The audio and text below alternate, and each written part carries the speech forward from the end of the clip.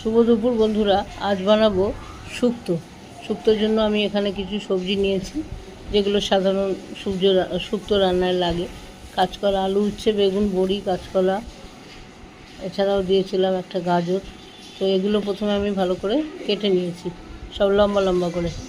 উচ্ছে, বেগুন, কাঁচকলা, সেগুলো আবার পাঁচফোড়ন আর রাঁধুনি ফোড়ন দিয়ে কড়াইয়ে উচ্ছে আগে ভেজে নেব। তারপরে একে একে সব কেটে রাখা সবজিগুলো দেবো।